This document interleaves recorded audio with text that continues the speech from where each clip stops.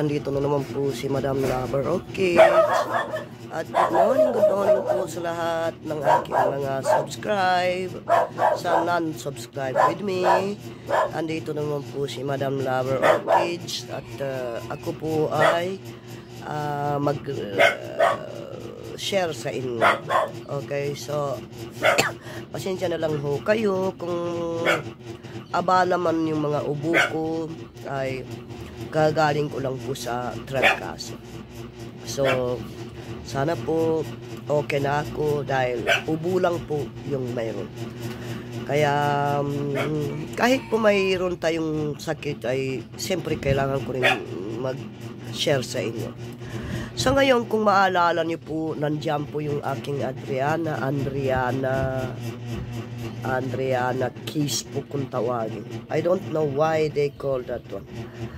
Well, ang isi-share ko po sa inyo mga beshi ko, according to that blogger, the boy, she said that kind of plants ay toxic daw.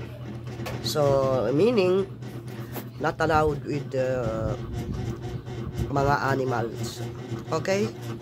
So, ngayon, dati yan, nandito sa baba mga beshi ko, tinanggal ko. Hindi naman sa, kailangan po maingat lang tayo. Lagi ko po sinasabi na, hindi porke na expert tayo sa plants, ay hindi na po tayo magre-review. Gusto natin malaman kung ano ba plants ang inaalagaan natin. This is a very important thing. So ngayon, tinaas ko po doon mga beshi ko, yung aking alocasia, dahil po sabi po ay toxic. Ibig sabihin ay poison sa mga animals. So kailangan natin itaas dahil para po hindi makagat ng mga ating mga pusa, mga aso, para maingat din tayo. Okay? So siyempre tinaas ko na lang doon para safety. Okay? So, dito kasi, okay rin naman ang tubo niya.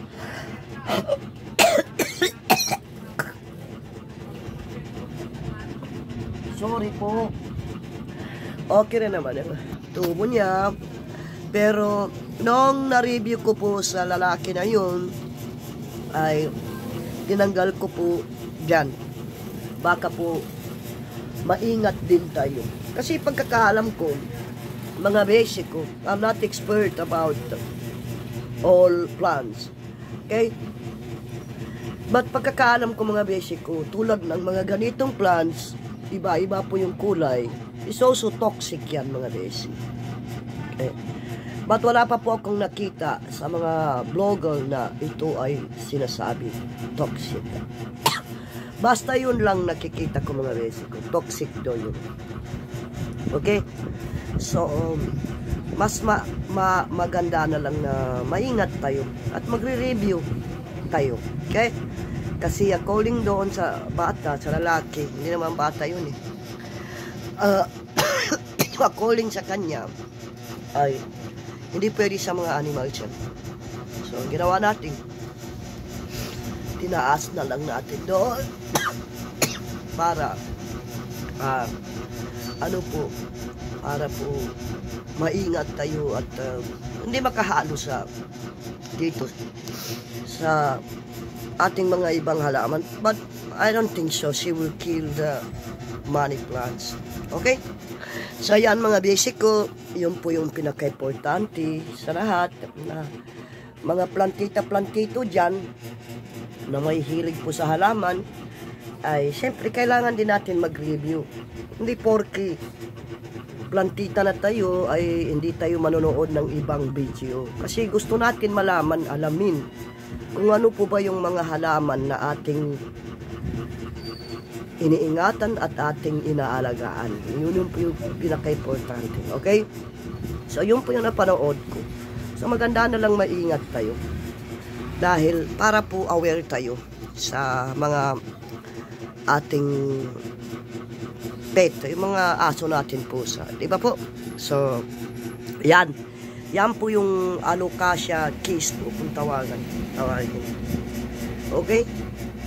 So yan ay gustong-gusto po niyan ay maliwanag mga beshi sa aking observation. Okay? Nakikita niyo ang dami-dami na niyang dahon. Noong nakuha ko yan mga beshi ko, hindi ko naman yan binili. Parang may naglalakad ako doon, then siguro yung may-ari niyan naglilinis, tinapon niya.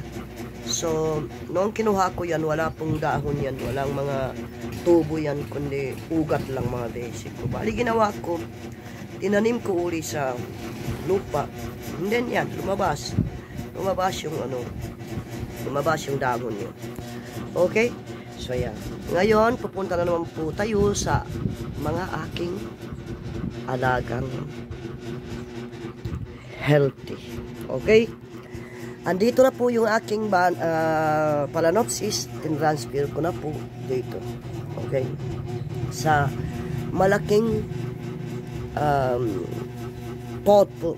Pag nakikita niyo mga beshi ko, bakit pula po yan mga beshi ko, dilaw? Kasi ito, Madre Cacao po yung kanyang bark. Okay? So yan po yung Madre Cacao po ito. Kaya dilaw po yung kanyang tubig. So, makikita nyo yung aking dendro na meron na po siyang flowers. Okay. May flowers na po siya. Andito na po yung kanyang spike. Sana po sabay-sabay po sila magpa-flower. Kasi yung mga iba palabas pa lang. Palabas pa lang yung kanilang spike mga basic. Soon meron na po silang flower. So, ngayon, dahil ipupush natin sila para magkaroon sila ng flowers, mga basic ko, gagamit po tayo ng fertilizer na pamblooms. Okay? Gamit po tayo ng fertilizer na pambloom para po ipupush natin sila magpa-flowers. Okay? Kasi po, yung mga iba dyan, lumalabas na po yung kanilang spike, mga basic ko. Okay? Tulad nito, ayan, spike na yan mga basic. Spike na po yan. So, ipupush natin sila magkaroon ng flowers. So, yung mga iba mga basic ko, nagkaroon lang sila ng kiki. At nanganak sila eh. Kasi buntis po yan eh. So, nanganak na sila. So, yan po mga basic ko. Okay? So, dito, tinanggal ko na po yung aking Dendrobium nobile. Tinransfer ko po sa iba pong place. Okay? So, ipapakita ko sa inyo para po magkasama-sama sila. Okay? Magkasama-sama po yung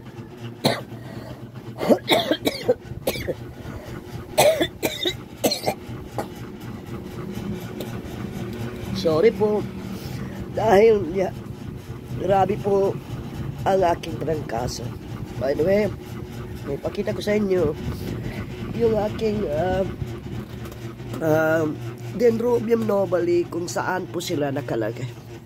Andito po yung Dendrobium nobile ko. Kasi ganito yan mga besi. Bakit ko po sila pinagsasama-sama mga besi ko? Dahil po kumukuha po sila sa energy. Bawat isa sa kanila ay kinukuha nila yung energy kasi kaparehas niya. Parehas po sila ng kumbaga sa mag-ina po sila ba? Mag-ina. Mother and daughter po. Bali ngayon, nagsasama-sama po sila dyan. Okay? Magkasama. So, ibig sabihin, kumukuha sila ng energy. Bawat isa sa kanila mga basic ko. Okay? So, dito kasi bright na bright din mga basic ko sa umaga. Nakakasagip din sila ng very bright mga basic ko. Okay? So, ay ginawa ko, bawat dendrobium magkasama po. Okay? Yung Grammatophyllum ko magkasama rin. Okay? So, aking banda magkasama rin sila. Magkakasama sila para maamoy nila yung bawat isa. Amoy silang fertilizer. So, yan. Dentro, magkakasama rin. Okay? Magkakasama-sama yan po sila. So, hindi ko na po patagalin dahil nga masama talaga pakiramdam ko. At sana lahat po nang nag-subscribe sa akin, thank you very much. At maraming salamat po doon sa aking mga subscribe. Dahil siyempre, appreciate ko naman dahil bago pa lang ako dito sa... Hindi ako bago dito sa YouTube, magte 10 years na po. Sa loob ng 10 years, mga beshi ko, 79 pa lang ang subscribe ko. Okay lang. Kasi, siguro, that's my reserve. Reserve ko yata na 79 lang ang aking subscribe. So, yan mga beshi. Okay? So, makikita nyo to, ihabol ko. Ito, aking rosas. Galing po sa baba, mga beshi. Tinanggal ko po kasi sunog eh. Tinanggal ko na po yung mga dahon na dyan kasi sunog po ng araw. So, dyan ko po linagay. Okay? So, ito yung pinakamalaki dito. Yan. So, yan, nakakasagip din ng bright yan. Okay? So, nakikita nyo yung aking flowers. Yan. So, natin. Ayan. So, hindi ko na po patagalin. Hanggang dito na lang po. At sana po, hindi kayo magsasawa. Panoorin yung aking video. And God bless all of us. Bye-bye.